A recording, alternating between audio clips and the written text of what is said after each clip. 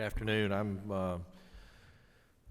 Apologize. I've got to put on a nice face for this. Higher education is such as I was just reminded, this is a lot more fun than healthcare.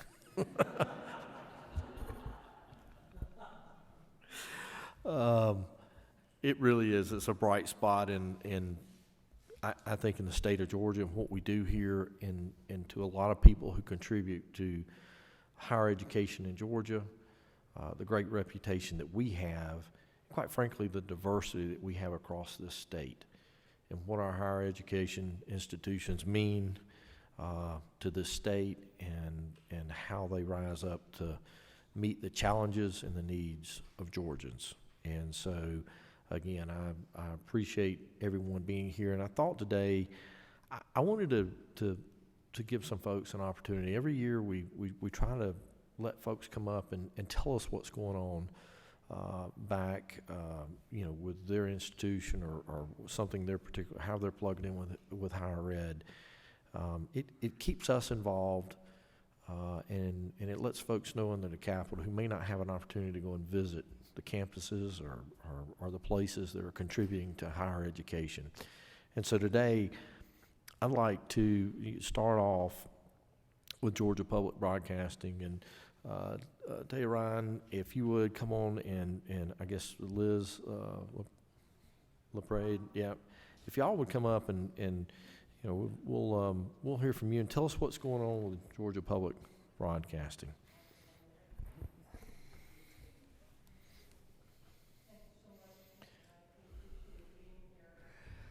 And speaking to the committee today and to all of you, we are not necessarily higher education, but we are education, but we are delighted to be part of this team and have been for years. We're here in part to talk the 2021 budget, but I want you to know that we've incorporated the cuts as requested in our forecast. We've carried over the 4% from this year and added the other 2% to our 2021 budget. We did what many agencies did, was we didn't fill open positions. We put the squeeze on operating budget, so that makes our situation even more difficult.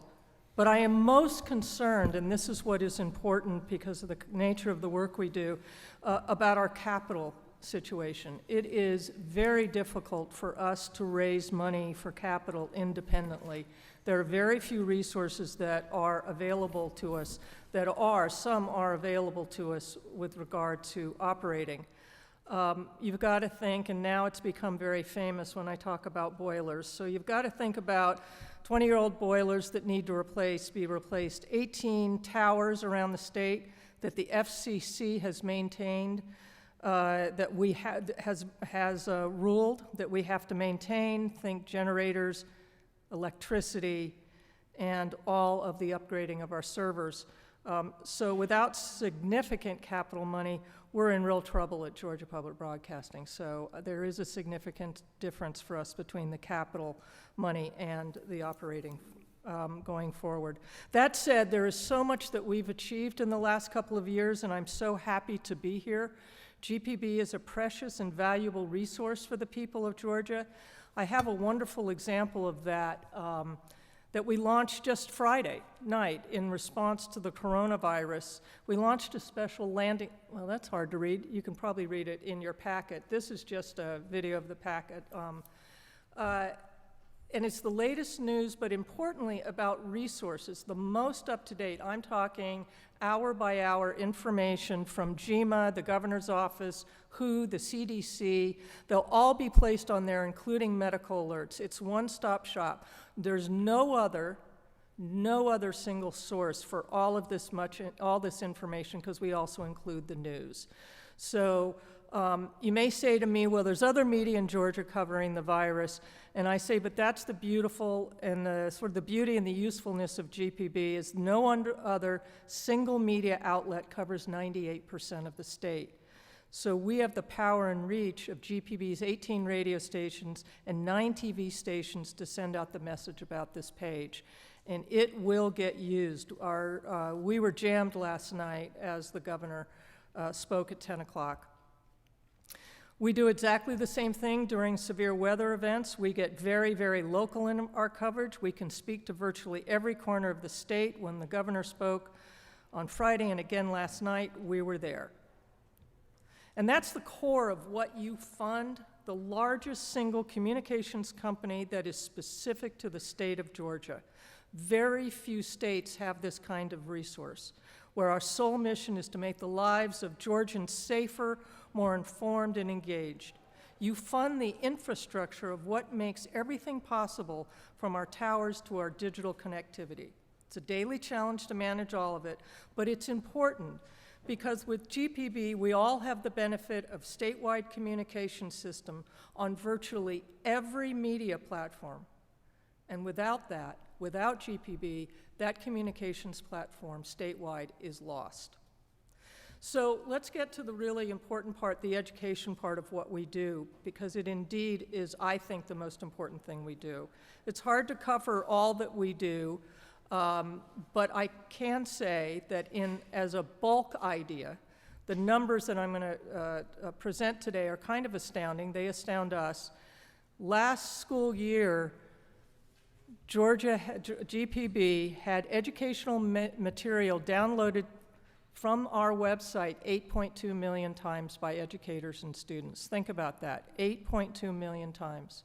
That's how many times people downloaded a course, a video, a lesson plan. It's quite extraordinary, and again, it's hard to keep up. I came to this committee in 2014 with a crazy idea to digitize and make interactive the Georgia Social Studies textbook. That's the 8th grade textbook that most Georgia students are required to use. And with the help of this specific committee, because you believed in GPB, you helped us realize our vision. What we did was we turned a massive textbook about this thick that costs $100 per book, we turned it into a digitized and very exciting interactive experience. Today, no student, no school system has to buy that textbook. They can access it for free online. That is a really big savings to the state. Our launch year, 15 and 16, we had about 66,000 downloads. Last school year, we had 928,000 downloads. So what's happening is that we know that the teachers of Georgia are moving towards using the book, the digitized version of the book, and this technology.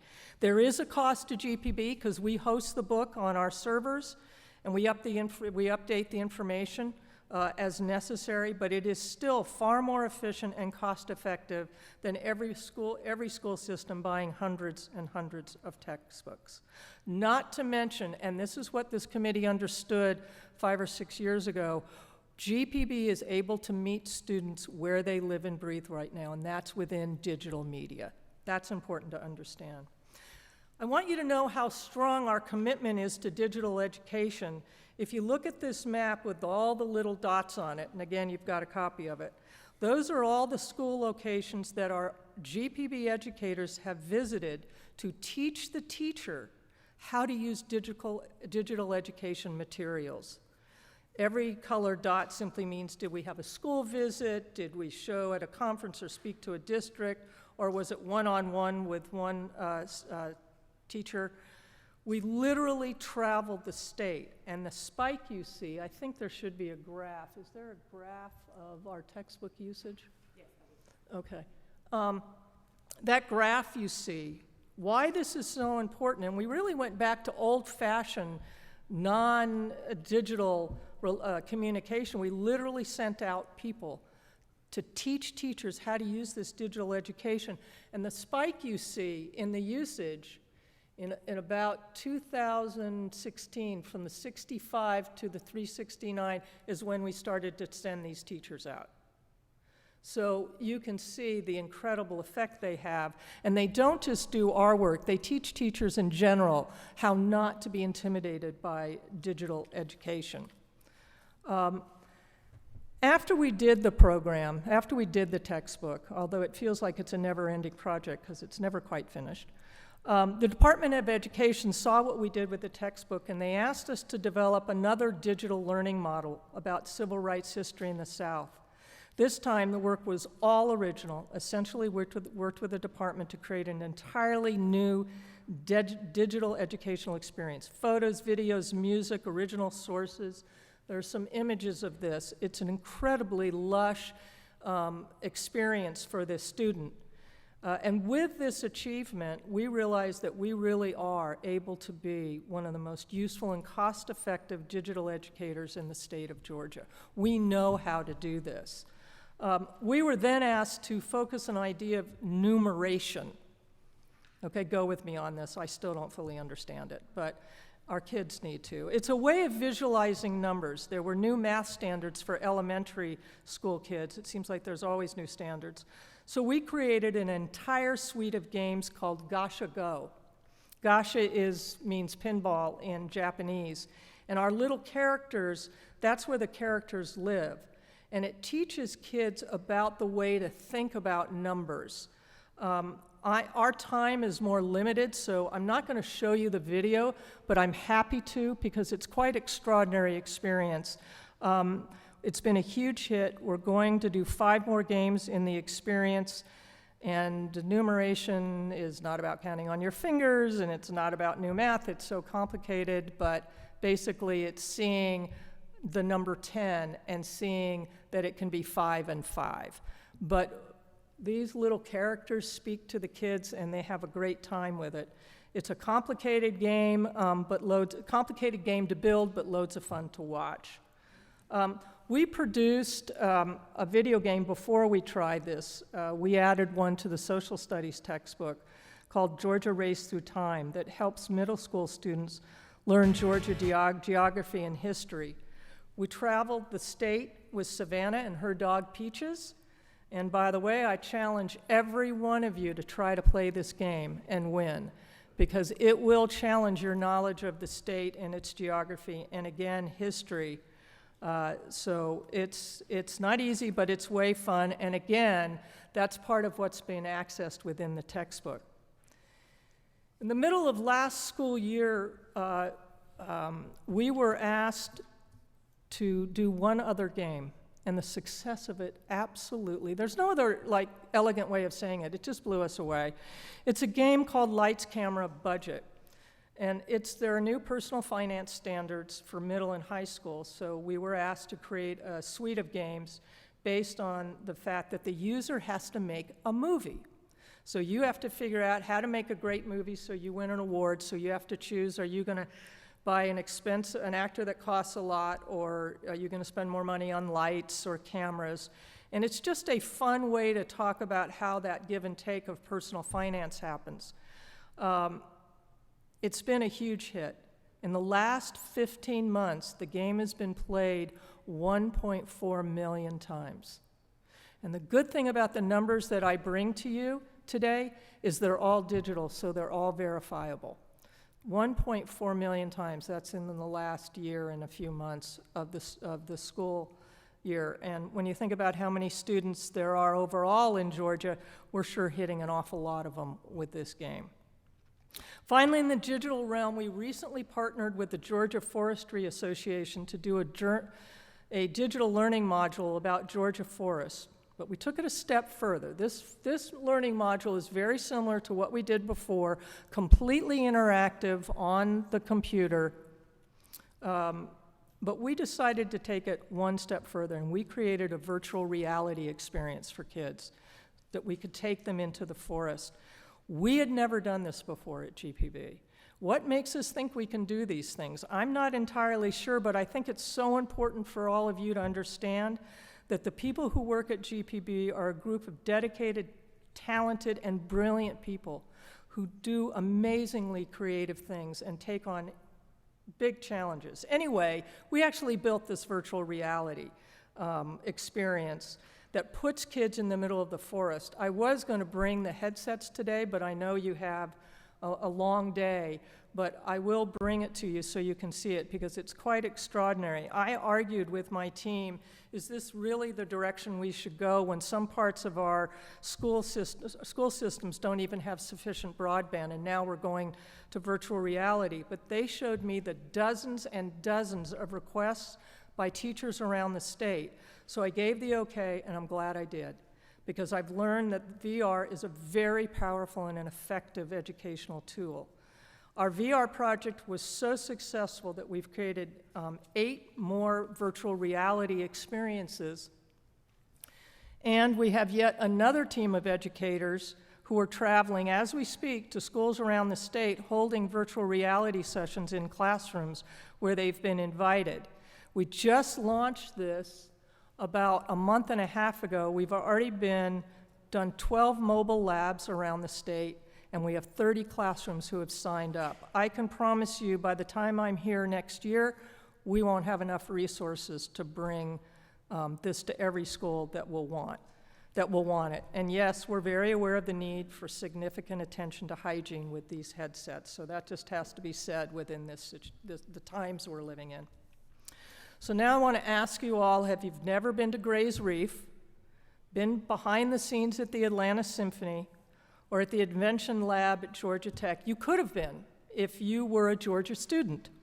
That's because we put all of our video production experience to work to produce live explorations every year in the classrooms where we literally go live during the classroom day to some of these locations. We took kids behind the scenes at the ASO, we took them to the Okefenokee, and more recently, the behind the scenes at the ASO. We do this twice a year.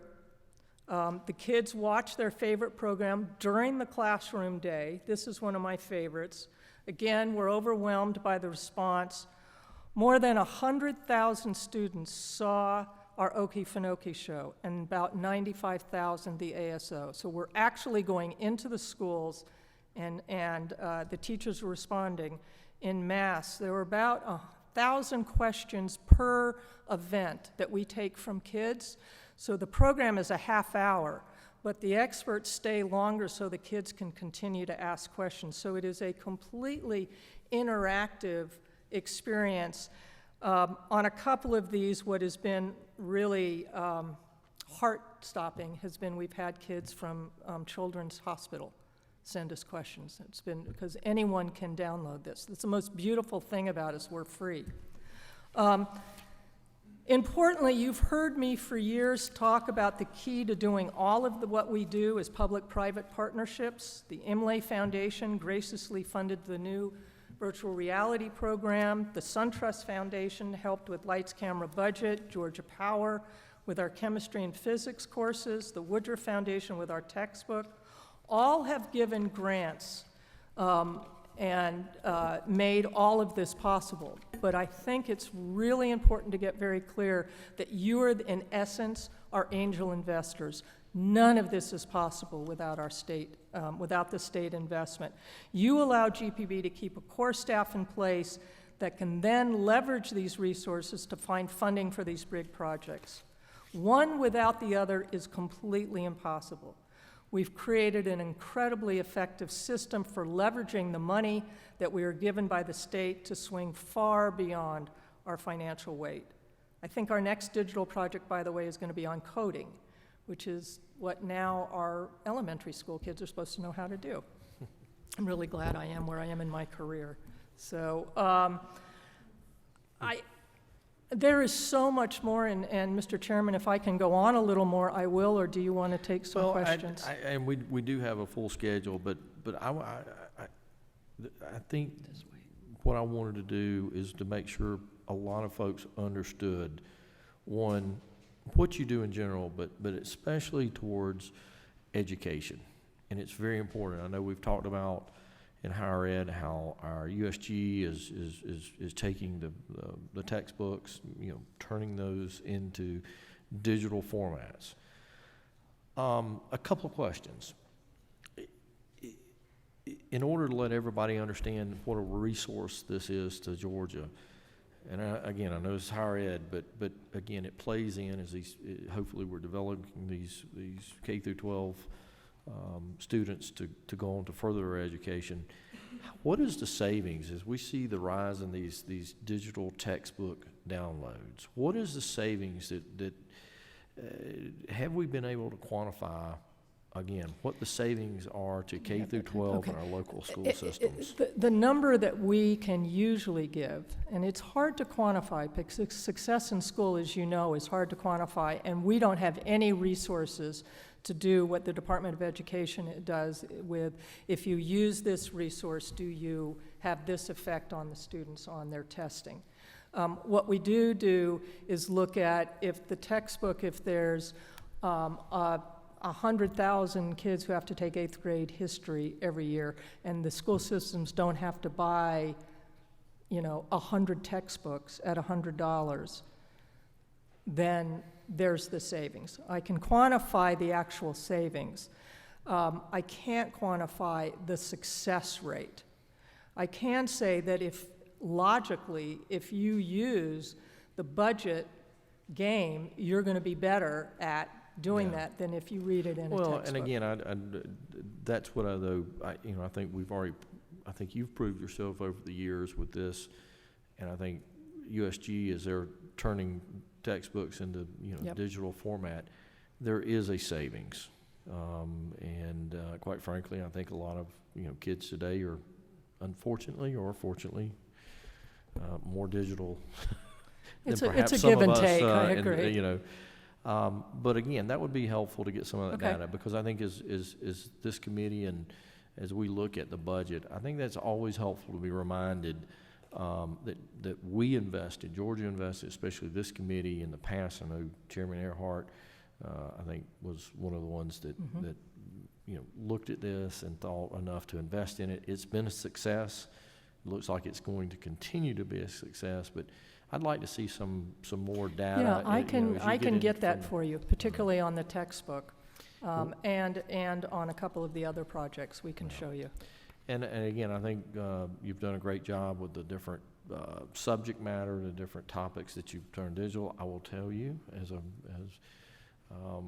someone we've talked before, and I haven't had an opportunity to come over there and see it, but I really appreciate some of the nature shows. As you've looked, we're starting to see, the forestry, and I think there's probably some ag. But I want to encourage you to continue to do that as we see the state grow, and a lot of folks are losing touch with what really is nature, what is our wildlife, how does the state manage its wildlife, and certain things like that.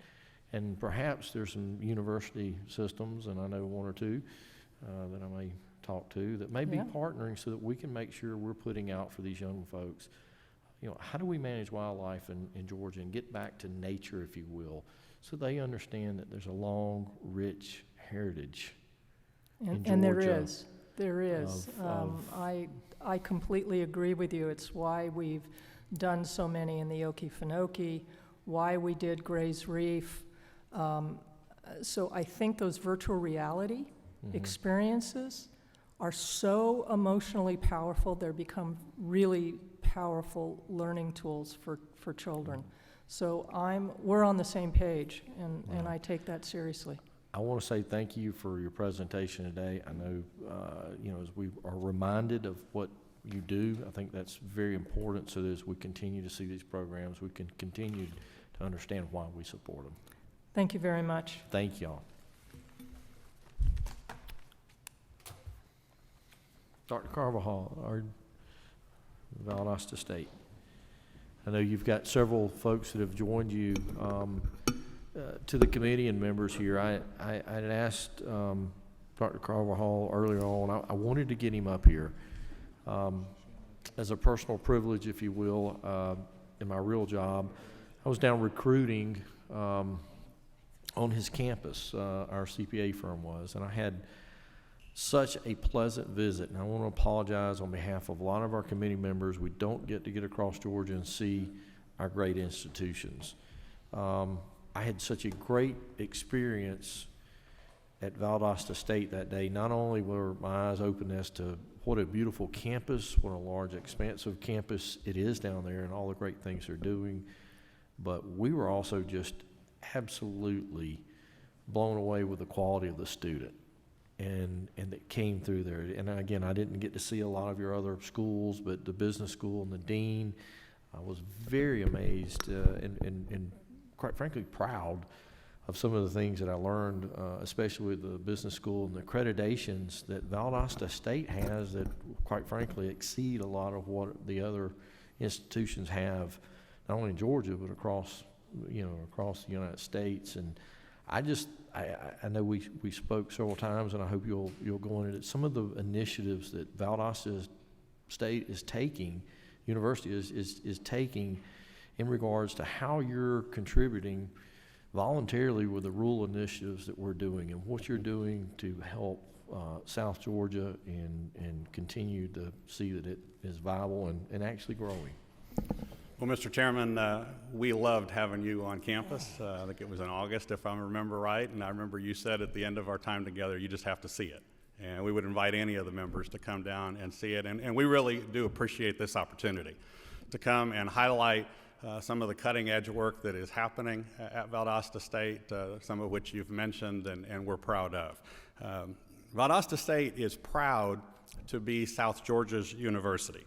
We were founded in 1906 and offer a full array of bachelor's, master's, and doctoral degrees in 6 academic colleges, some of which the chairman got to tour. They focus on education, business, the health sciences, humanities, science and math, and the arts. Our world-class faculty and staff are laser-focused on 3 goals as part of our current strategic plan. The first is getting more students to the finish line of commencement. And I am pleased to tell you that as a result of our hard work, VSU's year-to-year retention rate went up 5% this past fall, and our 6-year graduation rate rose 4%. Goals 2 and 3 speak to our desire to produce graduates who are better prepared to succeed in the workplace as a result of expanded experiential learning opportunities and our commitment to making a positive impact on our 41 county primary service area in South Georgia. You will now hear much more about these latter 2 goals.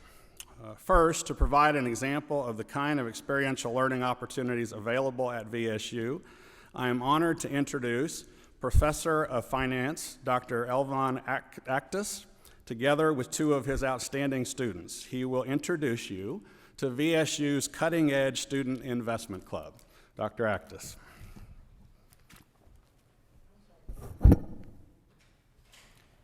Mr. Chairman, honorable members of the committee, thank you so much for giving us this opportunity. My name is Elvan Aktaş. I'm a finance professor at Valdosta State University. I've been employed at VSU for 13 years. When I joined VSU, we used to have a student investment club that invested virtual money.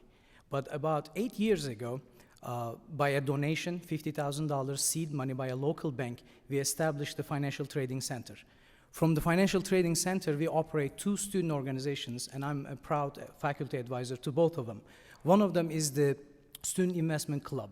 Student Investment Club meets weekly, and it's open to all VSU students. It's not just for finance majors, not just for College of Business students, because the goal there is to give our students a platform where they can actually see top-down approach, analyze the global trends.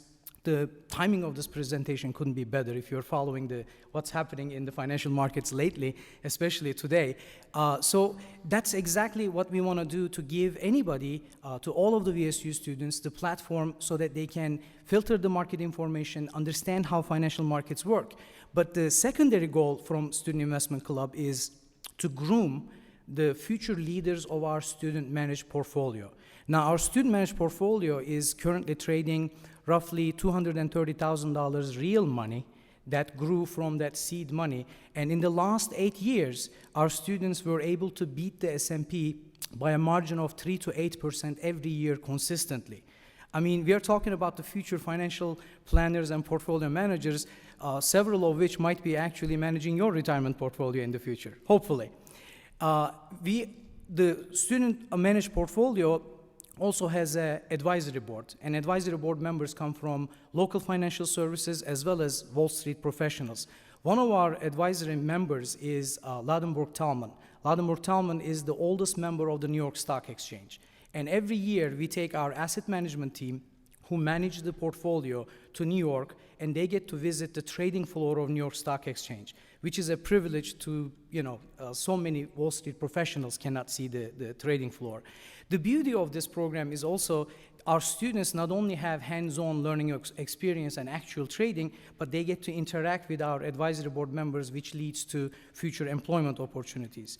Our placement record is impeccable, from Morgan Stanley to Merrill Lynch, to PricewaterhouseCoopers, to the big 5 accounting firms.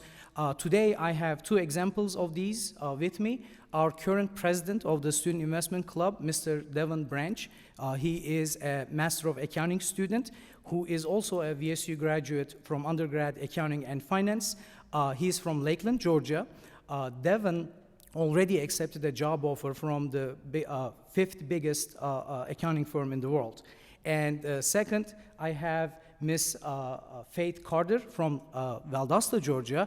Faith is only a freshman. She is studying accounting and finance as well. Faith already started as a junior security analyst at our student managed portfolio, made a presentation, and the group voted to buy her stock already. Devin?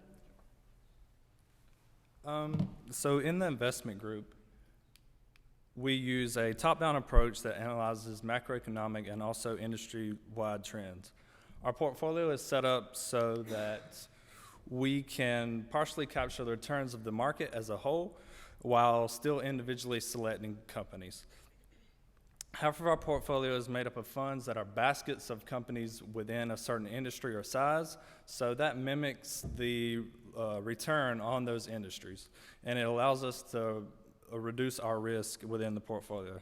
The other half is individually selected stocks that the asset management group selects after careful analysis, which includes that top-down approach and comparing these companies to other companies within the industry. My name is Faith, and I'm a freshman at Valdosta State. Whenever I first came to the investment group, I knew nothing about investing, but that's the cool thing about the group is they teach you the basics and beyond the basics through experiential learning opportunities and hands-on experiences. As Dr. Actis mentioned, I was given the opportunity to present a stock of my choice, and the team voted to add it to our portfolio. So it's been through hands-on experiences such as that, investing with real money, that I feel are preparing me for my future career. And we do welcome you to come visit us. We would be honored to show you around and give you a little bit of a closer up view of exactly what we do.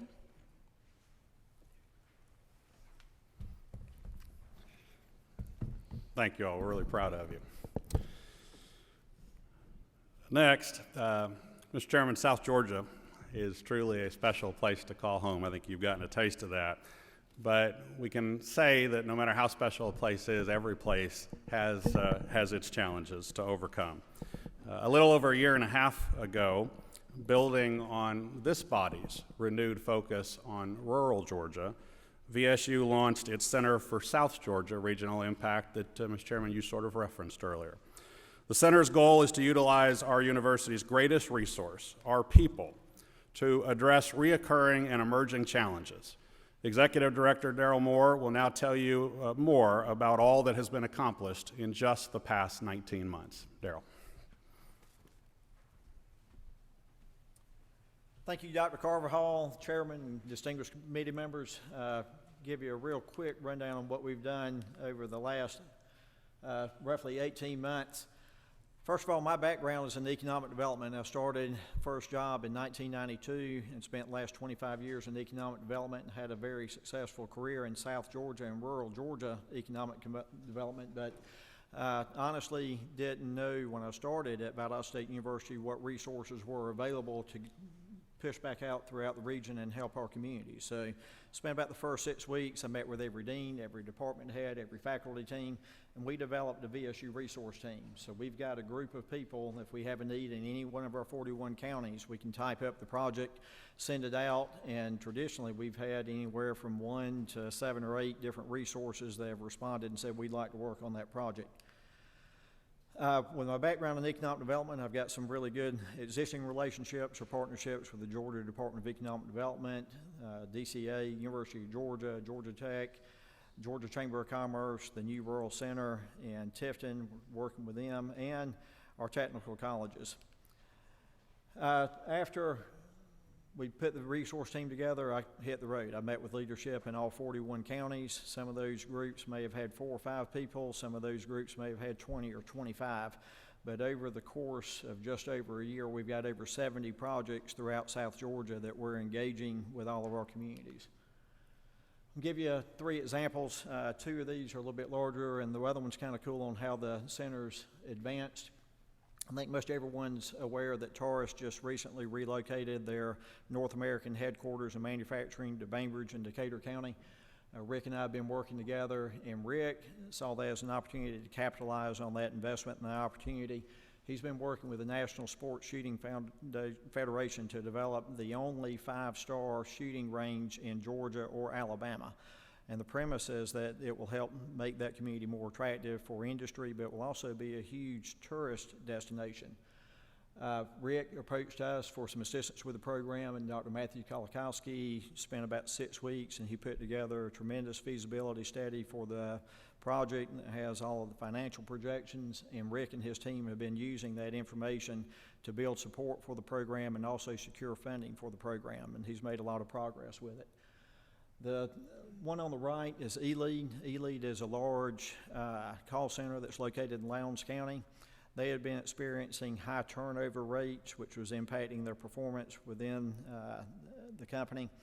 And we sent the request out to the resource team. We had responses from 8 doctors in 3 different colleges, plus some graduate students that wanted to work on the project. So we had a very diverse team that we put together. That team prepared a questionnaire. They polled all of their employees. They took that information, brought in smaller groups, and did focus groups. And they've since provided recommendations to the company for changes that they can implement that will make it a more attractive place to work, cut down on the retention, and help them out in recruiting.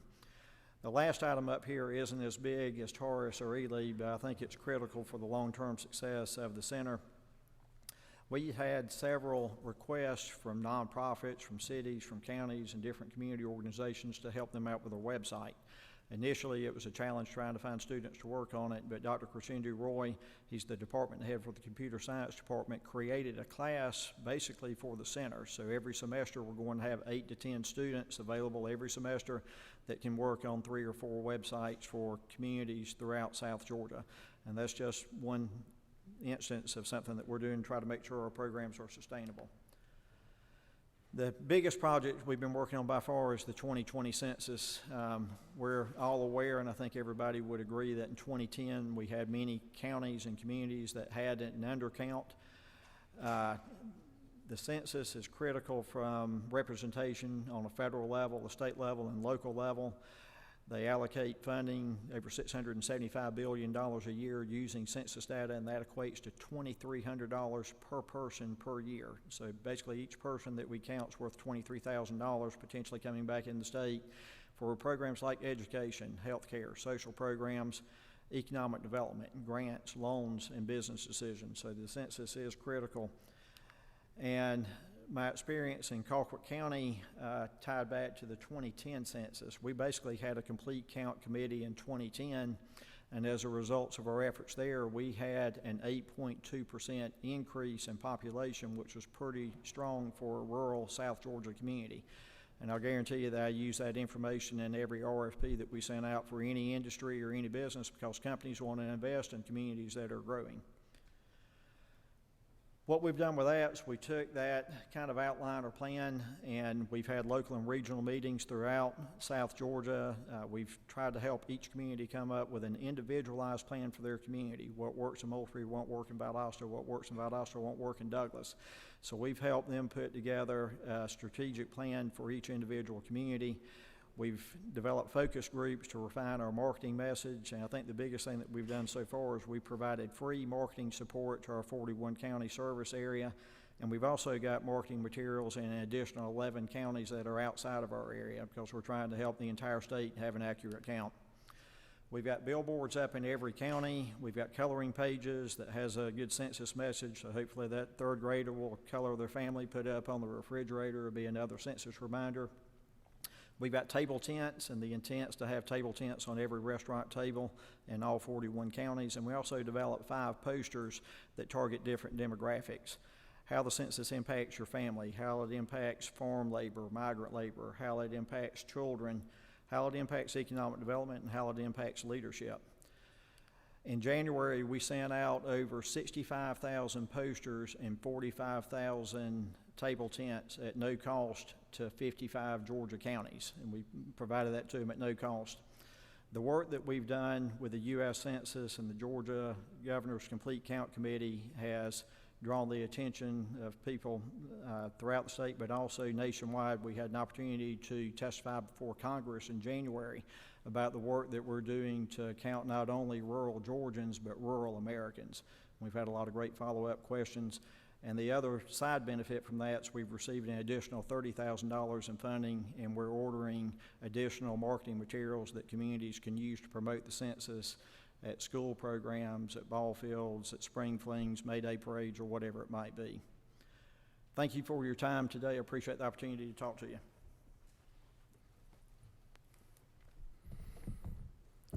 Thank you, Darrell. Getting more people to the finish line, expanding experiential learning, and making a regional impact are all happening at VSU thanks to the generous support of you, the members of the General Assembly.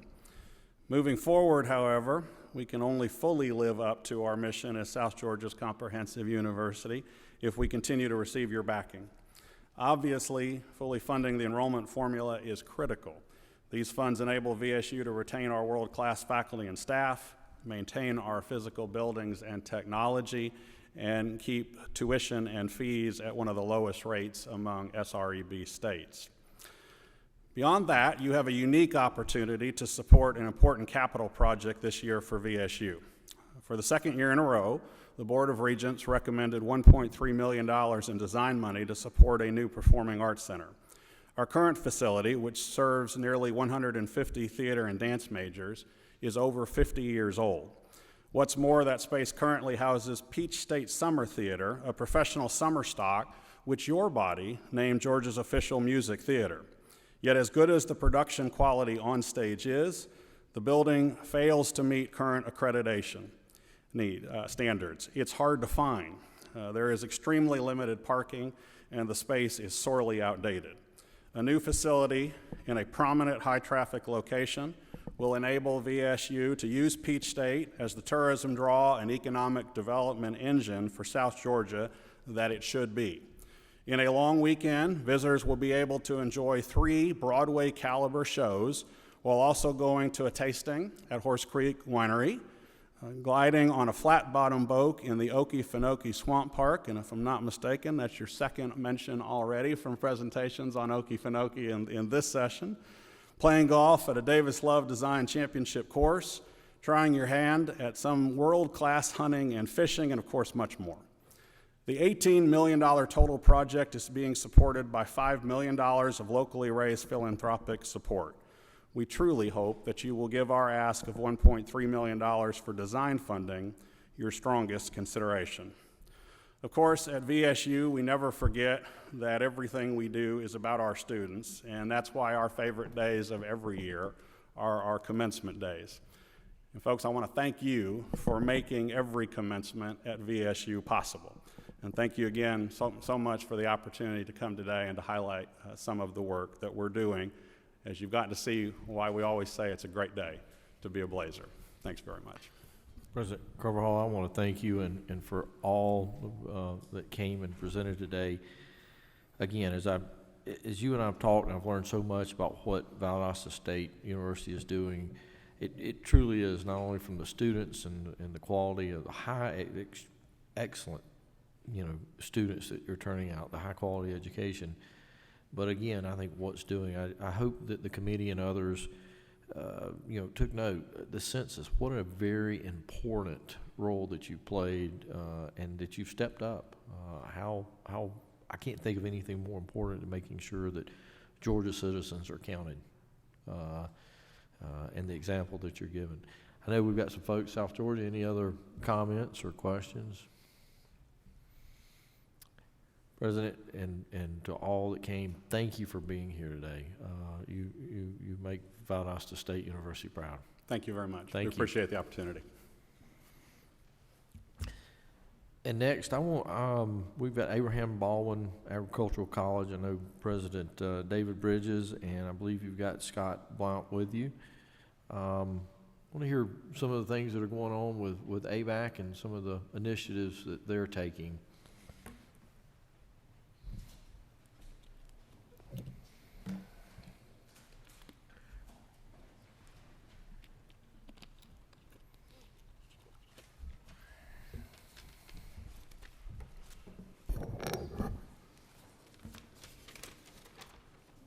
Good afternoon, Mr. Chairman, and thank you for the invitation to be here this afternoon. Members of the subcommittee, I appreciate your attendance. And I'd like to make just a few comments relative to higher education in general, but specifically to Abraham Baldwin Agricultural College. We too were created by the same legislation that created VSU in 1906. We opened our doors in 1908. Just celebrated our 112th birthday. During that time, our institution, 112 years, has retained its original mission focus. The institution was opened as the 2nd Congressional District Agricultural and Mechanical High School. It quickly transitioned to a college, but it's the only of the district schools that has retained its original mission with a focus on serving students from rural Georgia and providing training in agricultural and natural resources. So that is a steady part of our focus and effort. Today we are an institution, a baccalaureate institution. We became a state college in 2006. We offered our first upper division coursework in January of 2008 to 41 students seeking bachelor's degrees. Today, we have nearly 3,000 students out of our 4,000 total student body who are seeking bachelor's degrees. This past fall, we served students from 155 counties. I've been there 14 years, and we've tried to make it 159, and we'll catch 155 and then miss 156. But we are a statewide entity serving students from 155 counties, 30 countries, and 24 states of the Union. A really important point that I want to make, and you probably, and those of you who know me, would expect me to make this point, is that not only are we dedicated to education, just as our other counterpart institutions in the USG are, but we are committed to providing a workforce that can support the area of the state that we live in, but across the state as well. As a result of that, 80% of our graduates in a typical year over the last 5 years are graduating with degrees in agriculture, forestry, wildlife, or nursing. And I bring that to your attention because studies in those fields translate education into workforce and economic impact immediately. Every student that walks across our stage in those fields to graduate has multiple job offers in hand. The only limitation is how hard they wish to work. And so that is part of our commitment as an institution. While we fully support the mission and agenda to graduate more, I often say to people, our responsibility to the taxpayers of the state and to you, our funding partners, goes beyond awarding a piece of paper and a degree. it goes much further to preparing a young person to be a positively contributing member of the community in which they choose to live and work. And that is a part of what we do. Several years ago, realizing that that preparation cannot occur in the classroom alone, we adopted a policy that we make a few exceptions to, but relatively few, that students earning bachelor's degrees from Abraham Baldwin Agricultural College should, before their graduation, complete an internship, an undergraduate mentored research project, or a study abroad activity, because we believe it is these activities that lead them to being a more rounded, well-educated, and prepared graduate. I'd like to speak also to some strategic investments that we've made. In 2008, as we were going through a number of accreditation reviews in preparation for offering bachelor's degrees, you can recall we were in a downturn in the economy and the budget situation was not so bright. In fact, I often face questions about why, sir, are you launching baccalaureate programs, high-cost programs, at a time when we're taking budget cuts? And the answer was, because it's the right thing to do to prepare graduates ready to work and have a positive impact on the Georgia economy. So it was not surprising, I think, that we would undertake agriculture, horticulture, environmental horticulture, turf grass management, forestry, wildlife, and having had one of the largest nursing programs in the southern half of the state for many years, nursing too was another of our investments. But we made a specific request that was viewed strange by some. I asked specifically for the ability to create, first I asked for a biochemistry program, a BS in biochemistry, and some laughed and said, why would anyone want a BS in biochemistry? And I said, well, because it is the perfect degree in preparation for attending medical school, dental school, pharmacy school, or graduate school in the hard sciences. We settled for a biology degree and have slowly transformed it into a biochemistry degree. I'm happy to say that this was a strategic investment aimed particularly at providing students from rural communities in the state of Georgia an opportunity to come to school, participate in a program that is specifically designed to get them where they want to go, whether it be med school, dental school, pharmacy school, vet school, or prestigious graduate program. It has been a great strategic investment. I have learned that out of our small college, 4,000 students, even though biology is now our largest single major and fastest growing major, out of this year's May class, we will put another 9 students in medical school, bringing to a total 32 students currently in medical schools throughout the state and throughout the nation. We have strategically set as a goal to be the place to go if you want to prepare for a career in the health sciences. But we're very proud of that strategic investment. As I mentioned, we believe in a 3-part preparation of the student. Knowledge, which is acquired through the general education core, and a classical education. But we also believe in developing skill. You have to have a skill in today's society. And we do that through traditional classroom preparation, through laboratory experiences, through undergraduate research, and through internships. And then finally, we believe that the third part of being a productive citizen is ability. You have to have knowledge, you have to have skill, and you have to have ability. And a large part of ability is here and here. Got to have the gut for it and the heart for it. So we work our students hard. We expect a lot of them. We continuously raise the bar because we're firm believers that a better result is never achieved by lowering the bar. Raise the bar, they will clear the bar. That's our view.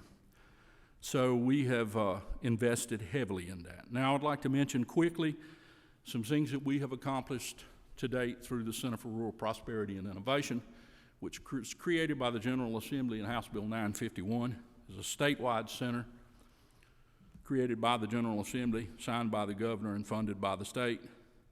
and we are having success. The situation we have found ourselves in rural Georgia did not occur overnight, and it will not be fixed overnight. But it is going to require very purposeful thought and investment, and we hope that we can do that. Many have heard me say before, and I will say it again. The problem in rural Georgia is net export. Yes, part of that's death rate exceeding birth rate in some counties. But the real problem is that on graduation night, high school graduation night, young people pack their bags, leave the community, go away to college, and do not come back. We have a net export problem.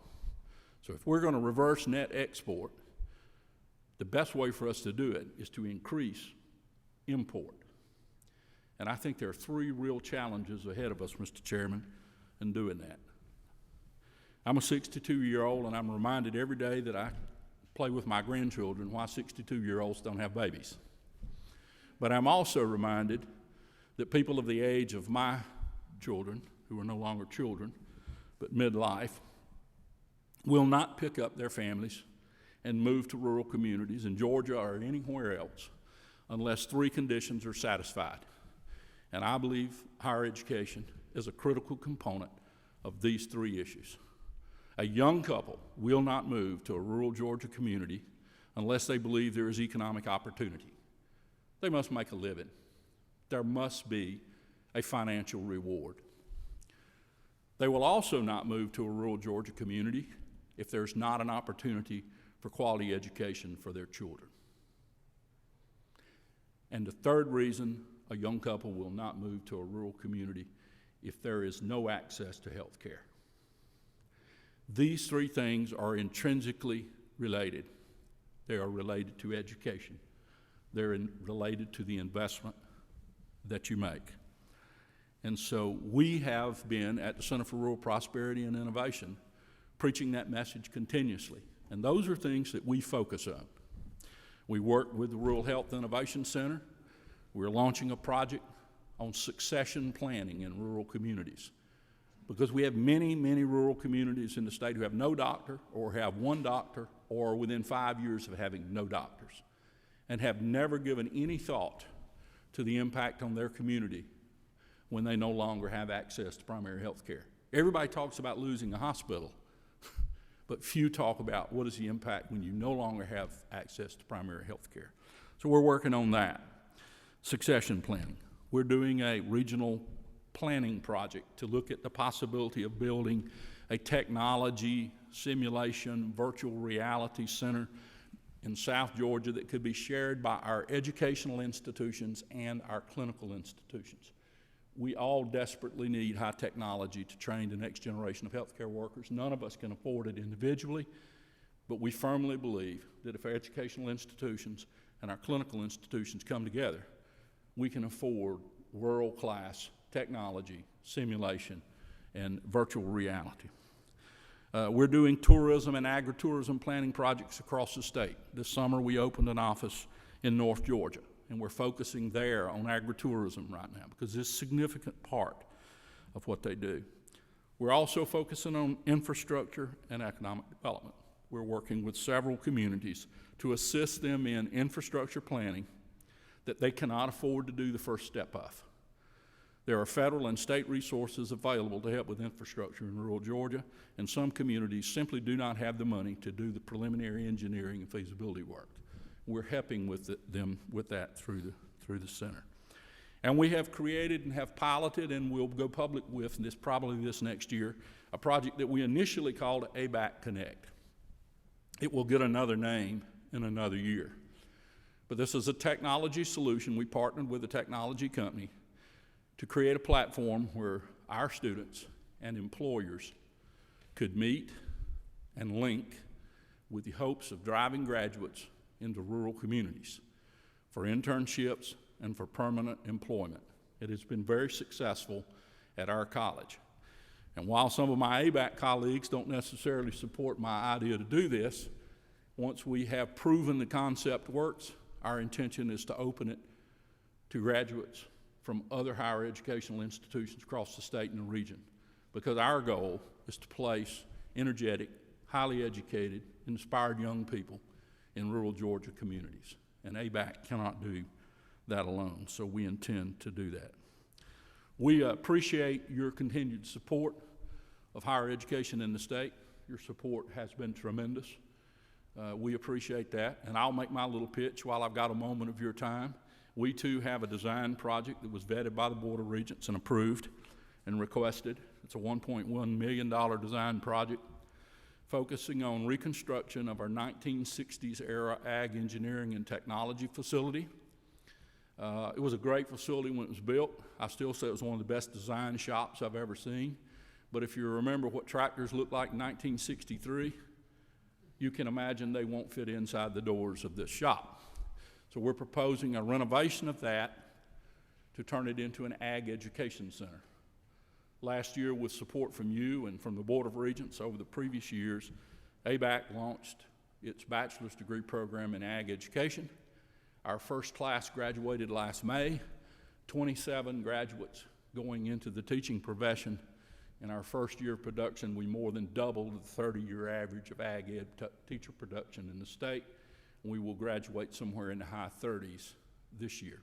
So we're going to transform the old shop with your support into an ag education training facility to support that program. And we're going to build a new ag engineering technology shop to support our ag programs, which number enrollment is currently about 1,400 in our ag education, in our ag programs.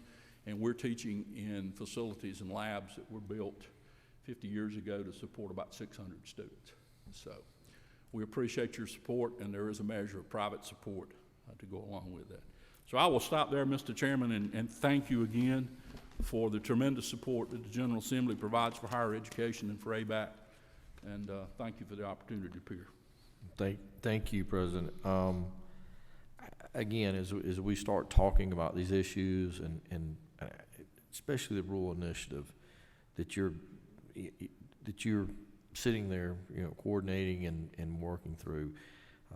Obviously, I just got out of a healthcare meeting. I had to put on my happy face to come into higher ed committee. But the issues that you talk about, we've known this in the House, and the initiatives that we put out there, I know are very important because it's driving the policy or helping us develop good policy to combat, if you will, the issues that rural Georgia faces. And I know, all of this is very important. Again, I appreciate what you do. We look at some of the things in South Georgia, and again, I think you were talking about, let's make sure we're keeping some of our good talent in South Georgia. They graduate, they move away, and they don't come back. What are we doing down there? And I think of partnerships, and again, I'm not trying to put people together, but are there initiatives that you're doing, just like with PBS, trying to get some of the maybe the digital data that's into our schools to talk about agriculture, to get those folks to, our young people to understand issues that are down there in the agriculture. Hopefully we can brainstorm for this and use all of our resources and continue to move forward. Well, one of the principal tenets of the Center for Rural Prosperity and Innovation is that transformation of rural Georgia, or retransformation and reinvestment of rural Georgia, must be focused on people. It's not about buildings, roads, and other things. It's about people. Without people, we can't solve the problem. Agriculture is the largest industry in the state. It is a very complex industry that requires workers and leaders across the spectrum of education, and that's not been occurring in a strategic way. We're about to publish a paper on that looks at the employment opportunities for the state's largest industry, the production of people to work in that industry, and where's the gap? And there is a gap. So as we see the general population decline in rural Georgia, it means if we're going to support the state's largest industry, we have to attract people from out of the urban areas to work in and train in and be prepared to engage in the state's largest industry. So we are doing some things to try to help that. Quick example, won't take much of your time, but for the last 40 years, the Agorama, which is now part of Abraham Baldwin Agricultural College, the state's Museum of Agriculture, had a program where we taught young children about rural life in the period from 1870 to 1920. Well, that's great. We need to preserve history. I love talking about history. But we have a current problem, and that is that young people and their parents often do not have an appreciation for where their food, fiber, and shelter comes from. So with the great support of the Harley Langdale Jr. Foundation 4 years ago, we created a program called Destination Ag, which Georgia Farm Bureau and others have partnered with, where we bring young people in to talk about food, fiber, and shelter today and tomorrow. We have recently partnered with a group in the North Atlanta area. We have a state-approved curriculum for elementary school students in the area of agriculture and natural resource education. It is approved and can be used in any school, elementary school in the state of Georgia. So we have recently partnered with a private corporate partner, which I'm not prepared to name at this time, but it's a Metro Atlanta international firm, and we have agreed to give them the curriculum, and they have agreed to deploy that curriculum in the Atlanta area, because it's not practical for first grade, second grade, third grade students to all load on a bus and come to Tifton for a learning experience. But it is practical for them to go to Ackworth and do so. So we're partnering with them to try to reach urban students who might have an interest in studying natural resources, agriculture, other things that we have an expertise in. Well, I want to know, again, thank you for coming, and please let us know and continue to make sure that we know what you need to continue your mission. Any other comments from the committee? Thank you, President. We appreciate it. Next, I want to Georgia Tech, Karen Veit and Doug Britton.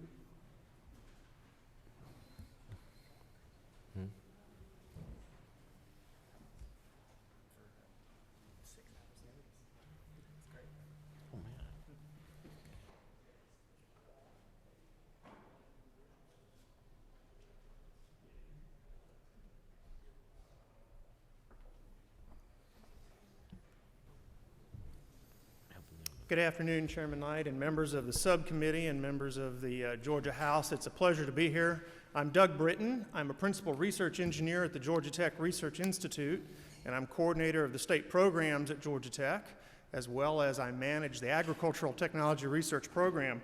And I'm going to talk to you this afternoon just real quickly about GTRI, as well as our state programs.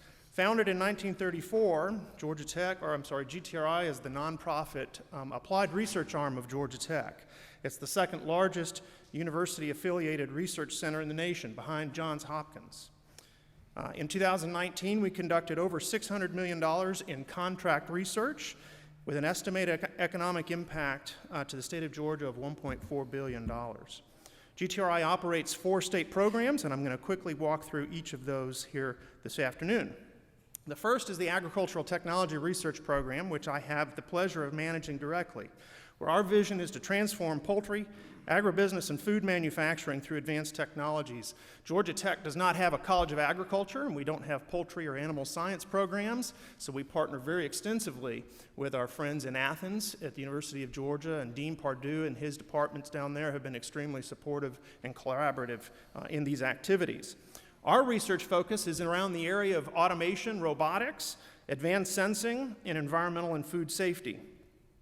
Our research programs tend to fall into those general buckets, and I'll highlight just a couple of those for you this afternoon. We're seeking to drive and build robotic systems that allow for more effective and efficient deboning and cutting methods of protein, particularly around poultry, to help solve some of the labor challenges we're seeing in our poultry industry. We're also working on robotics and advanced sensing to allow for mobile systems to deploy into grow-out houses and to operate in live animal environments so that we can better track and monitor the health and well-being of animals in our poultry production and animal production systems. And then the last one I'd mention is the capture and reuse of our phosphorus, of wastewater processing, where we can reuse those systems through advanced magnetic nanoparticle technologies, both in fertilizers as well as feed additives for some of our animal agriculture components. We have 37 representatives from industry that represent 25 different companies or organizations that sit on our Industry Advisory Committee, which meets formally once every year, and then informally throughout the year with me to guide the decisions and discussion around agriculture and the needs of technology in that space. In 2019, the Ag Tech Research Program provided 26 technical assistance activities for companies and individuals to solve automation or ag-related and environmental-related questions and problems in the state. And then finally on Ag Tech, we were able to recruit and attract an additional $2.58 million in external funding through grants and contracts in addition to what the state provides for us. Next is our Energy and Sustainability Research Group, where the focus is innovative research in the areas of energy, sustainable practices, water, and advanced materials. Research activities include water purification and filtration technologies, lower-cost solar technologies, and graphene and piezoelectric materials, nanomaterials, and renewable energy systems. The beneficiaries of these particular research activities include our small businesses, such as Radiant Solar, Quest Renewables, as well as our large businesses like Delta and Home Depot and Georgia Power, who benefit from the research activities happening at the university and being able to be transitioned into commercial space. In addition, this Energy and Sustainability Research Group supports the Georgia Environmental Compliance Assistant Program for the state of Georgia, where it supports industries and small businesses in looking at their energy footprint and sustainability programs to meet federal and state guidelines. In addition to the resources provided by the state, this program was able to recruit $1.32 million in external funds in 2019 to support other programs and activities related to energy and sustainability. The next one is our Severe Storms Research Center. This is our smallest program within the Georgia Tech Research Institute, where the focus is on developing alternative methods for detecting and forecasting severe local storms. The primary tool being developed is the North Georgia Lightning Mapping Array, and this is a bit of technology that's distributed throughout the metro area to be able to do early detection of lightning strikes, which has been correlated with severe storm activity, in particular tornadoes. This information is used widely, also distributed initially to the National Weather Service, which uses it for modeling and forecasting of severe storms in our North Georgia area. The last one I'd like to mention is our STEM at GTRI program. We have a unique capability between our research faculty and our staff to be able to demonstrate applied science and technology to students and educators across the state. So the purpose of our STEM at GTRI program is to inspire, engage, and impact Georgia educators and students by providing access to experts in the field in the areas of science, technology, engineering, and math.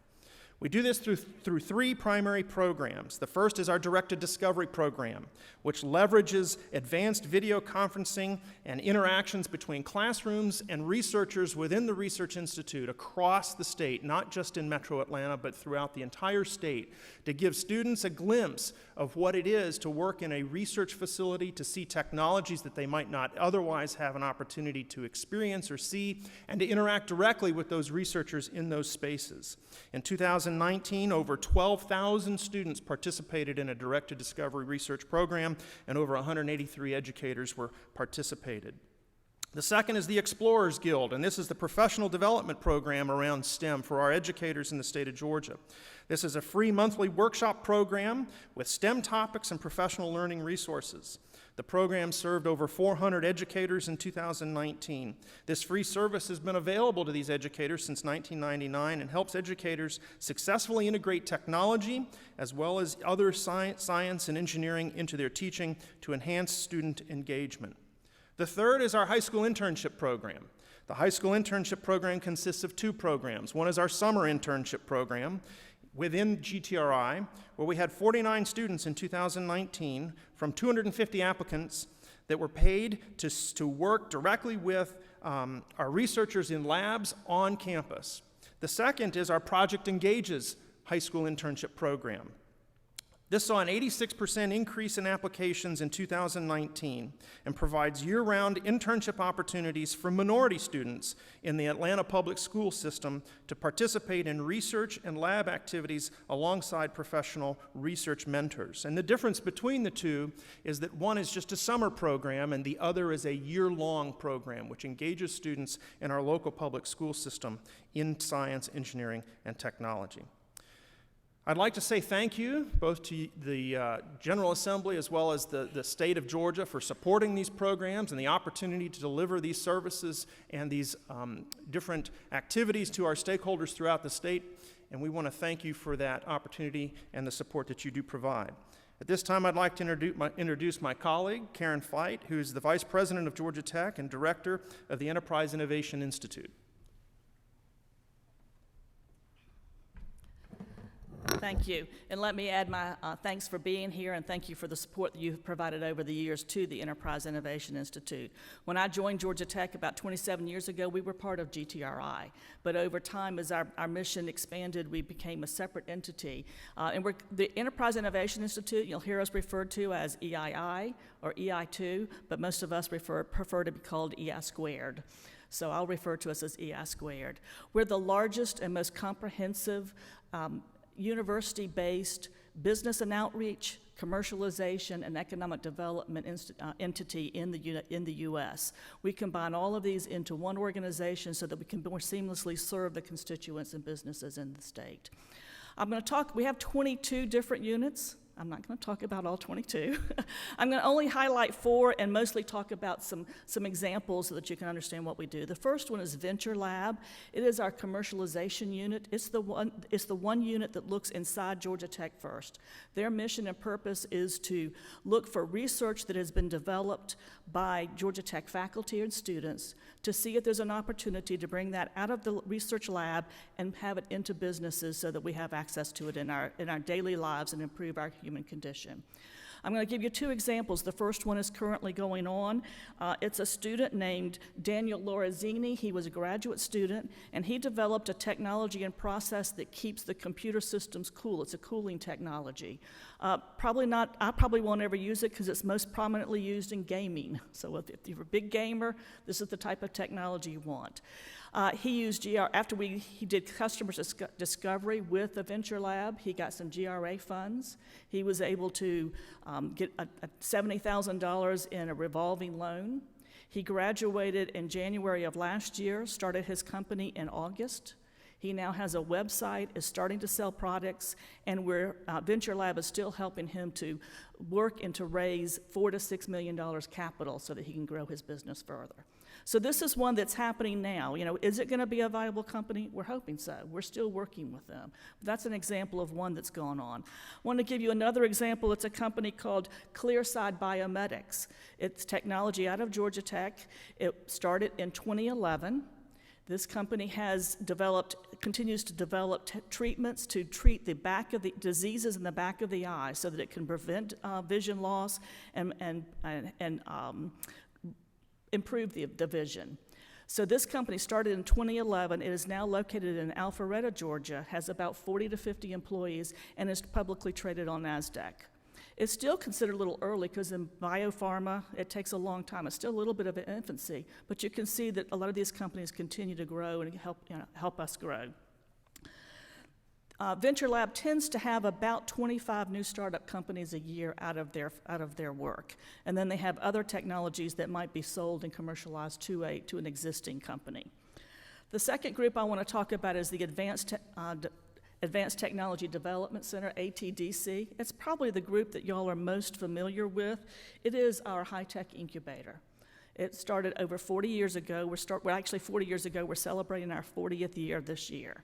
So it's primarily located in Atlanta, but we also have outreach in ATDC in Athens, Augusta, Savannah, and Peachtree Corners. We've had talks with Henry County, Macon, and Columbus to see if we can put resources out there also. They've been in business we've had this unit for 40 years and have graduated 180 companies. 90% of the companies that graduate from us are still in business 5 years later, which is pretty good for an entrepreneur startup endeavor. Kurt, to explain the demand we have now, we've graduated 180 companies in 40 years. We have 180 companies we're actively working with now. So there's a high demand and a lot of resources that are needed for that. We also have, in addition to those 180, we've opened it up. We have another about 400 individuals that are in our Educate program. They can be anywhere in the state. All of these have to be Georgia residents of Georgia, the companies in Georgia. So they can be located anywhere in Georgia, and for $25, an individual has access to any of the training we have and any of the education. So a lot of individuals that might be thinking, do I have an idea? Can I build a company? What do I need to do? They have access for $25, and so that's another thing that we do. I'm going to give you an example of two, again, talk about two examples. The first one is Ground Floor. This is a crowdsourcing group that has taken crowdsourcing to say, how do we fund construction and real estate? And so they have raised $10 million of income in, but they're giving out loans, have given out loans of over $100 million to create new residences, new construction here in Georgia and then other locations.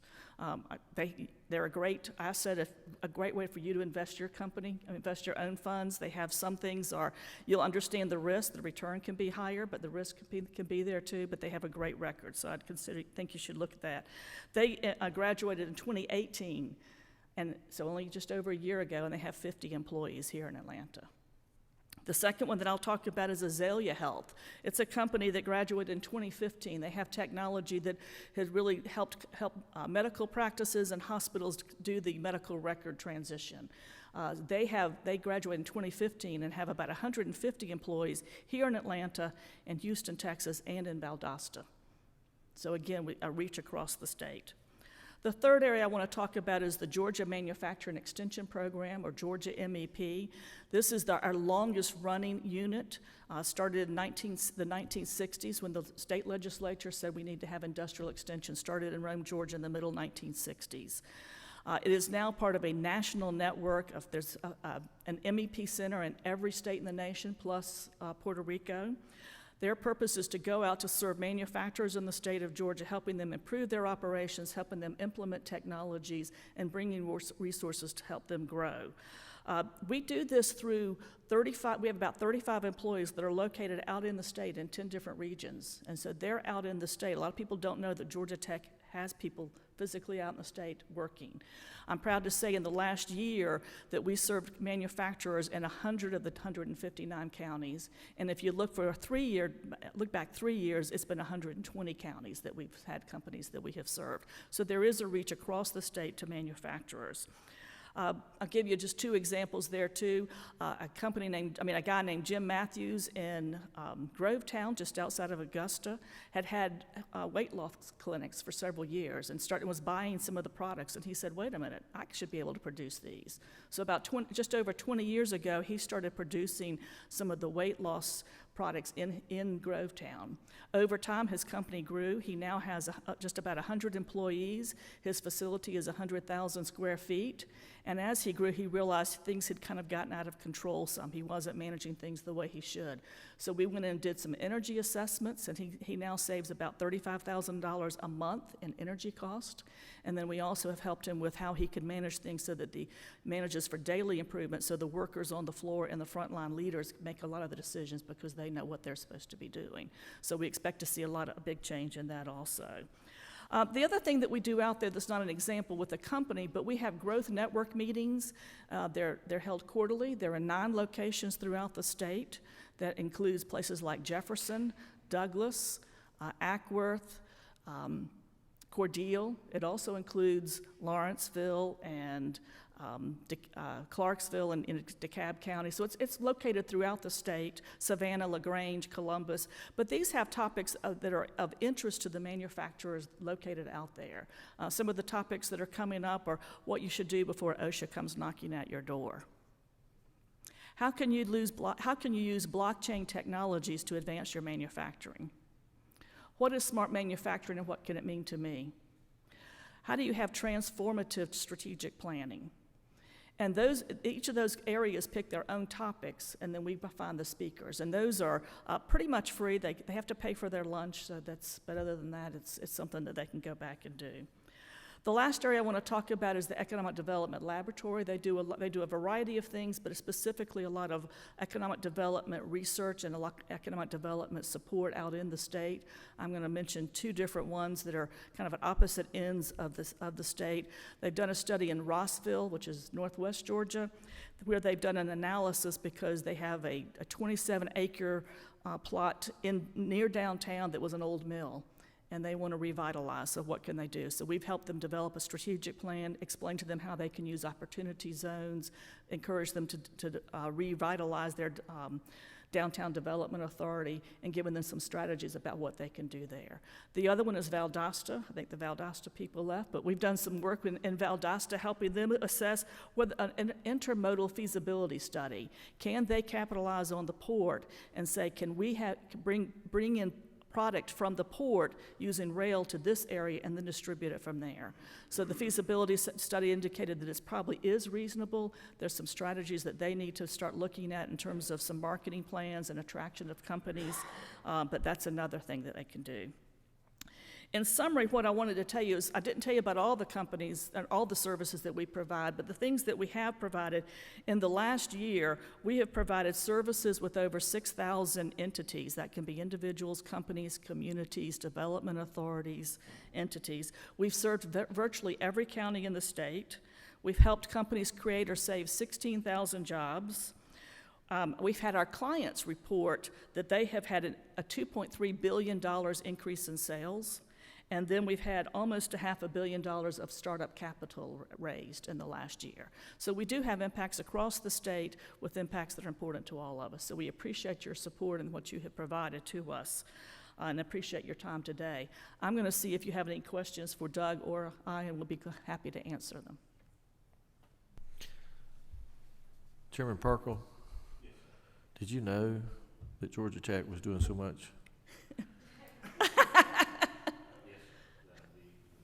Hold on a second, let me make sure you're on.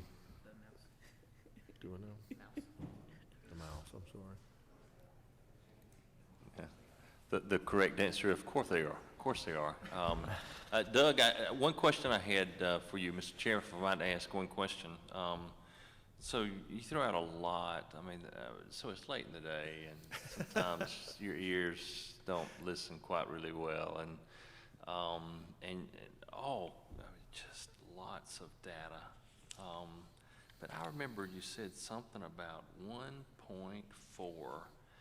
Now, M or B? B. See, I thought it was B. Yeah. So 1.4. Would you say that one more time with gusto? What yes, sir. The GTRI has done in research dollars in this great state. So what we have done is $643 million of contract research in the state of Georgia, representing a $1.4 billion economic impact when you consider all of the other components that come in and allied industries that participate. That's a big deal. Thank you. Yes, sir. Well, I think, and again, I think these presentations are very valuable. A lot of times we certainly understand the role of research, and a lot of times, again, we're, UGA, but with ag. But my point being, we are, and we're all on the same team, Chairman Perkle, and that's the point.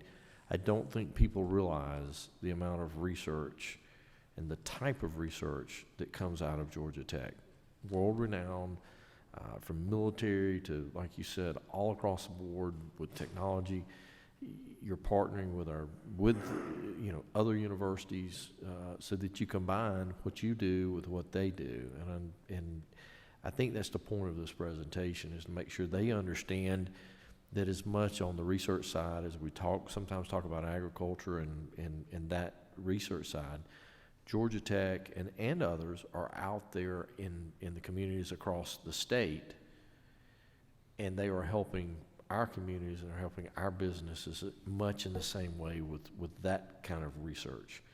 And I think that's the point I want to make sure that we make here, and make sure that, again, this legislature, and particularly this committee, continue to understand the involvement and how far that involvement goes all across our communities, all across the state. Yes, sir, and it really is a privilege to work with our counterparts at UGA in making that happen. And we've had a long-standing, solid relationship with the College of Agriculture there, as well as the business school. I know Karen and others have worked there with their economic development group, so it is a partnership. And in this particular case, we work very closely together. There might be one day a year where we might differ, But other than that, we're very much on the same team. We are on the same team, and again, I want to say I had a great opportunity to meet and have dinner with the president the other day, and just looking forward to him and his new role and his leadership.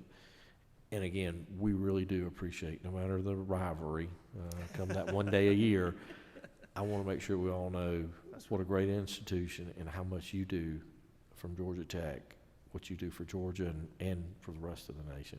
Thank you. Thank you, Mr. Chairman. And next, an old friend who went from one university to the other, President Pam Whitten from Kennesaw State.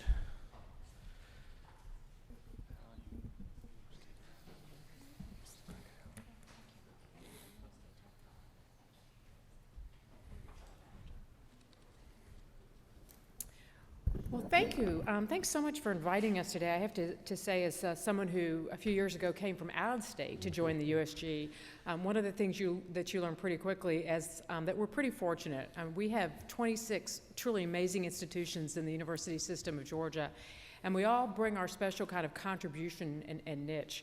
I will just add as an aside, we play Georgia Tech in football in fall of 21, so maybe there'll be a new rivalry that comes around as well.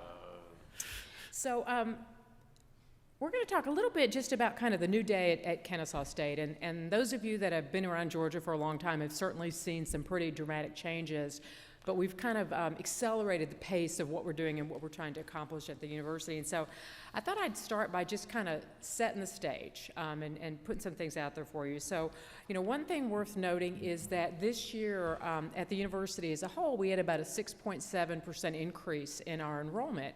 But that was driven in large part by a 30% increase in our freshman class this year alone. And I appreciate that there are different levels of increases, but I suspect that we probably had one of the larger increases in freshman enrollment probably in the country with that type of growth, and it was very intentional. But I will also tell you that I've been here about 20 months now at Kennesaw State, and you don't run into very many people that don't say, wow, KSU, that school has just grown so dramatically in the last couple of decades, and they'll talk about the numbers. But I'm starting to see a shift now to people not just talking about, ooh, that KSU has grown so much quantitatively, but the comments are really reflecting the qualitative changes and differences at the university. And so one example is frankly in the types of students that we're bringing. And so this year in the incoming freshman class that I just talked about, the super big class, almost 80% of our incoming freshmen came with Hope or Zell-Miller scholarships to Kennesaw State University. And if we look at, for example, the type of students that's coming, we also see dramatic acceleration in our honors students. So we've had a 130% increase in the number of students coming to our honors college just over the past 3 years at KSU.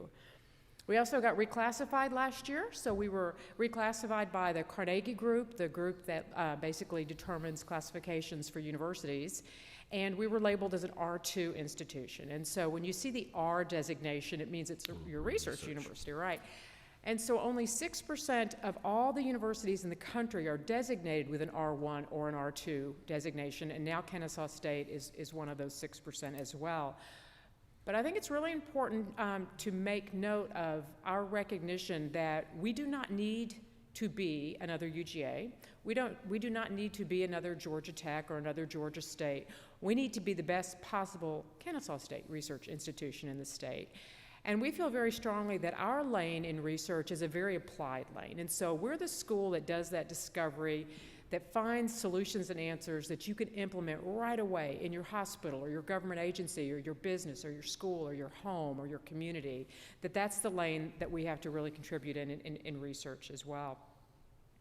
Now, we are incredibly student-focused. Some would say we're student-obsessed. We talk about students at Kennesaw State, frankly, as being the center of the universe for all of us at all times. And it's really our job, from our perspective, to figure out how we help them to succeed at the university in terms of academic resources and financial resources, and certainly as well as preparing them for jobs so they'll be successful, but also recognizing that we need to advance everything in the state of Georgia. through what we're training our students to do. And so there's a couple of kind of key areas probably to highlight. First is we've recognized how we really have to jump on the resources for our student success. And so we've done a lot of things in a short amount of time to address curricular challenges and roadblocks for students to be successful. We also have looked at the resources that we need for them to be successful. And we've done things like reallocate resources and put all of that money, for example, into hiring new faculty. So not just replacing faculty, but this year alone we're hiring 45 new professors in those key areas that students need to be successful in the courses that they need. We've also really ramped up advising, and I can tell you, as a professor in a former lifetime, you don't want your professor being your professional advisor. Or at least I wasn't very good at it in those days. You really need people that can sit with you as students and advise you very well to make progress toward a degree. And we've hired 30 new advisors this year alone, so we've moved the needle on our ratio of about 486 students to 1 to about 350 students to 1 this year, and we need to continue that investment in advising as well. We also have some new spaces and places that we need on campus. So last week, I believe it was last week, we broke ground on our new Academic Learning Center, which is right in the sweet spot of campus next to our Student Center. 143,000 square feet, 30 classrooms, multi-purpose lecture rooms, seminars, specialized labs, student spaces in place like freshman advising and financial literacy center, et cetera. And ground will be broken, and we're hoping to be successful with you all approving $3 million that's in this year's budget for all the equipment that will need to be in that space. We also are hoping to be successful in everyone agreeing with us about how much we need additional wet lab space as well. We've got also a $2 million ask for chemistry labs. We have about 10,000 of our undergraduates that have to go through chemistry alone at Kennesaw State that are STEM majors. And right now, many of them go at night and on Saturdays. And so we're hoping to bring that a little in rein a bit more. We're also just got approval from the Board of Regents, which we're grateful for, to build a new residence hall. I don't know if you all have heard, but we have about 5,200 beds on our 2 campuses, and this year we had a 1,500 person waiting list for those beds. And so we will be breaking ground shortly, and by 2022, hopefully we'll have a new residence hall on the Kennesaw campus to start to address that significant demand at our university. We also are focusing on a number of programs to address both the state needs as well as what our students really demand and want.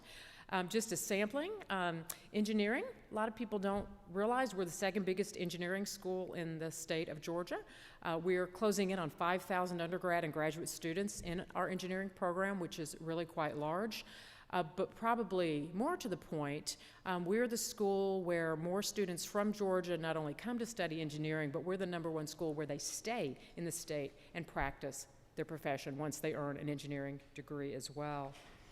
Cybersecurity, I know that's on everyone's mind, and it should be on everyone's mind. We had the first bachelor's degree in the state. We went from 48 majors in 2017 to 515 cybersecurity majors today at Kennesaw State. Board of Regents just approved a brand new master's degree for us online in cyber, so we'll be launching that this fall as well to try to keep up with the demand in the state to address this challenging area. Obviously, we're a research school. We have PhDs as well. We launched the first PhD in analytics and data sciences.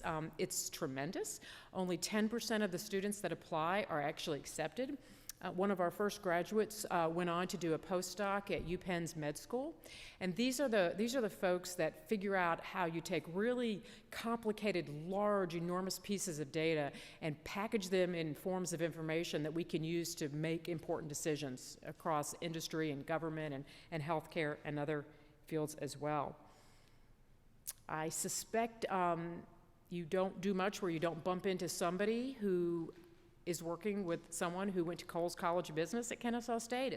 It's an outstanding program. We are one of only 2% of the universities internationally, one of the business schools internationally, that have accreditation through the AACSB in both management and accounting. Very, very strong accounting program, so we're excited for you to come visit our campus as well, Chairman, and meet accounting students too.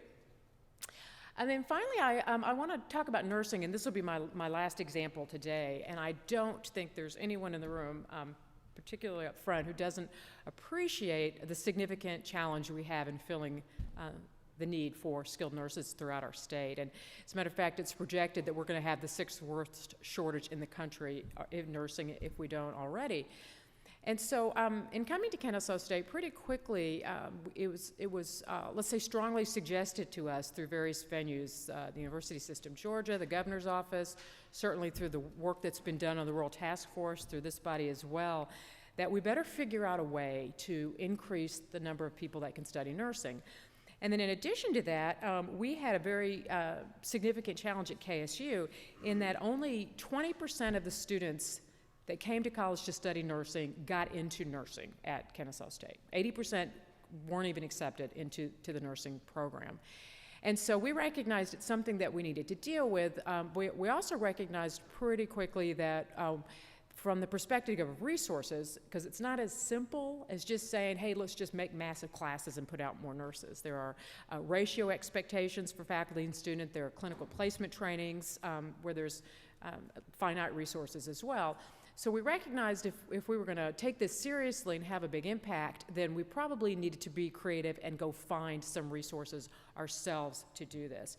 And so we approached Wellstar, who has been a partner with Kennesaw State for a number of years, and we asked them if they would be interested in partnering on this initiative with us to increase the size of nursing at our university.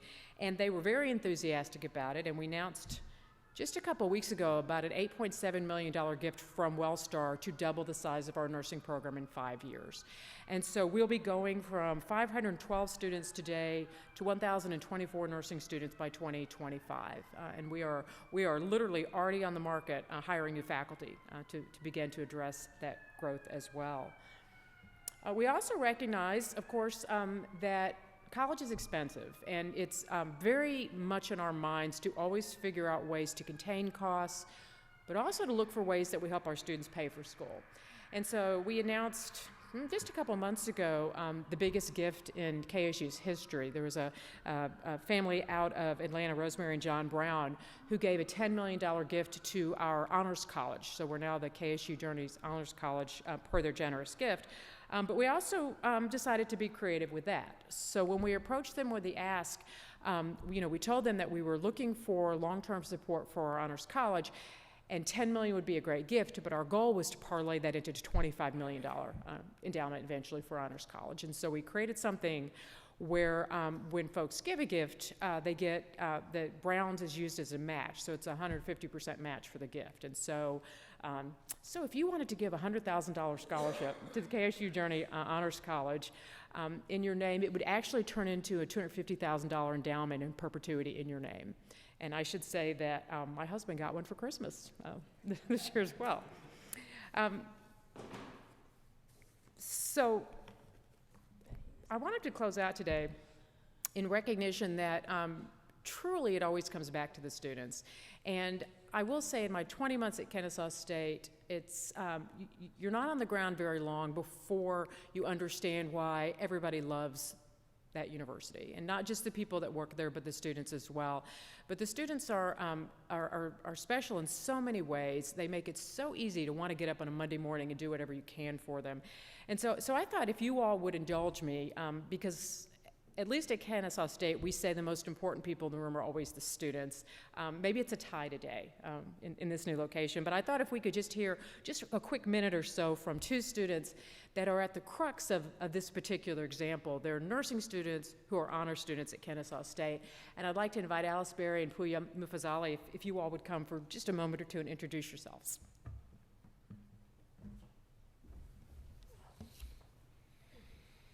Good afternoon.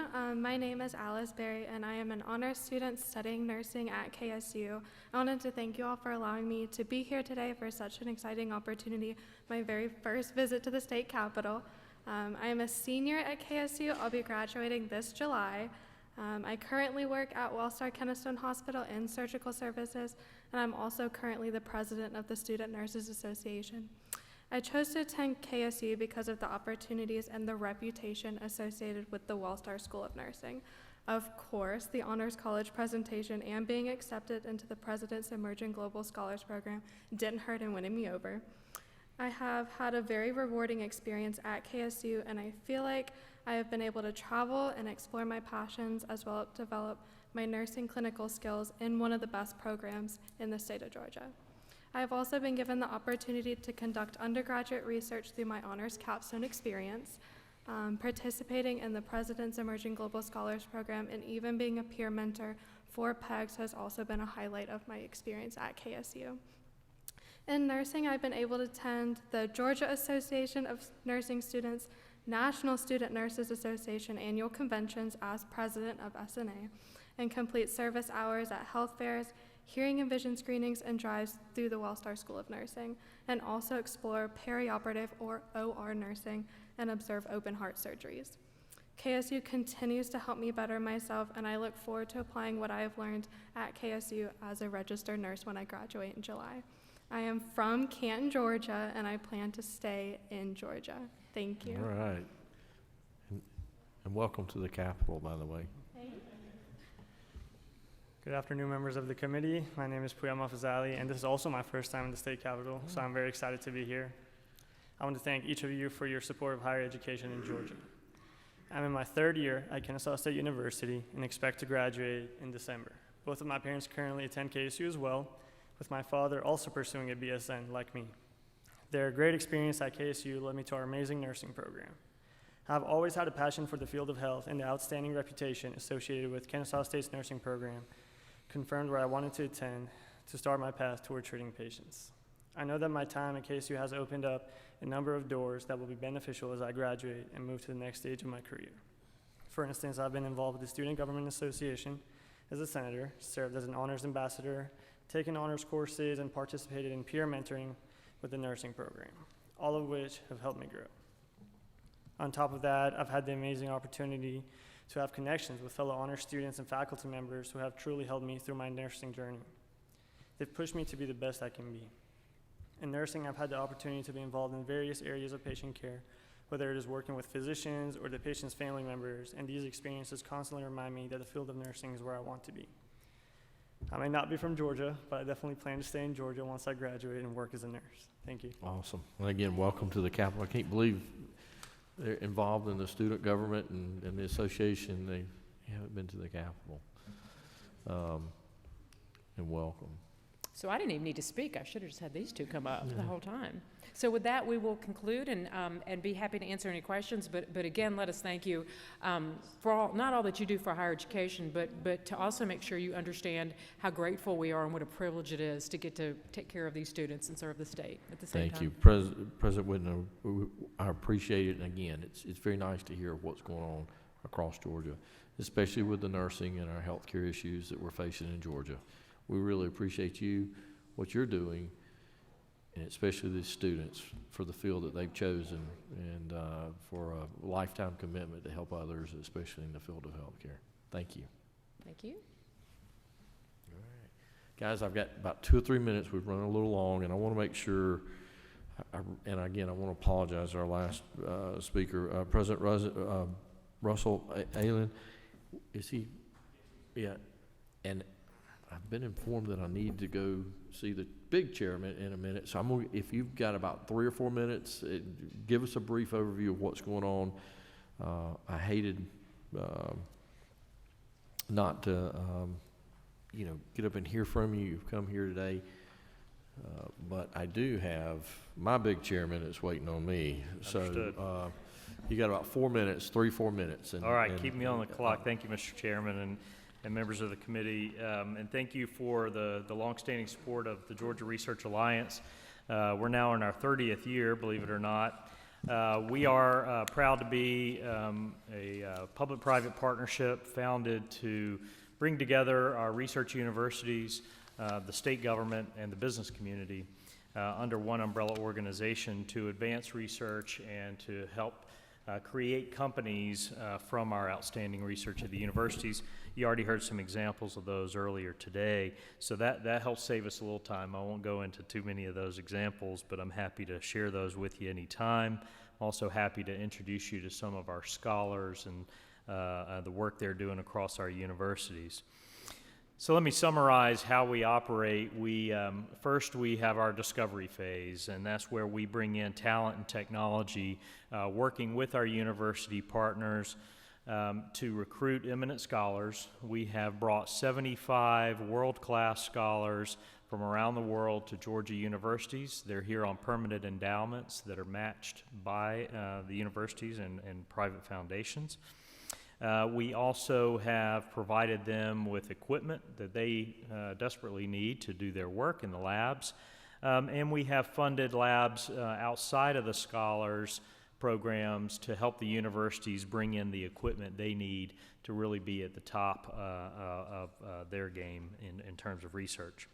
Our next phase is the company launch phase. We have a grant program that helps to identify commercially viable projects and bring them to the marketplace. Again, you heard a couple examples of those from Georgia Tech today. So that funding is leveraged by federal or other dollars and helps them to advance that project along. Should they do so and form a company, we then have a loan program available for startup companies, and that again helps get them to the next stage where they're perhaps raising additional outside capital. We actually launched a venture capital fund ourselves several years ago, and therefore we were able to advance that work. We do our work in health and medical innovations, cybersecurity, fintech, energy and advanced materials, and agricultural innovations. We have launched about 200 companies since we started, invested about $650 million, and we have returned about $6 billion into the state of Georgia through those investments. So certainly a great ROI on what we have been able to do with our university partners in the business community. The scholars themselves represent only about 5% of the research workforce across our universities. But those scholars, this tells you they're the right folks that we've identified to bring in here. They bring in almost 25% of all the research funding into our state. And so we're really proud to see those numbers continue to increase. We want to bring in more of that kind of talent, fund more great projects for our state, and solve, that's the most important aspect, is solving problems that impact Georgians and impact people around the world. Including, quite timely, we have a number of our researchers working for therapies and vaccines for coronavirus, universal flu vaccines, more efficient energy systems, early detection for autism in infants, and I could go on and on. But I'm trying to keep you on track there. I'm happy to take any questions if there's time for them.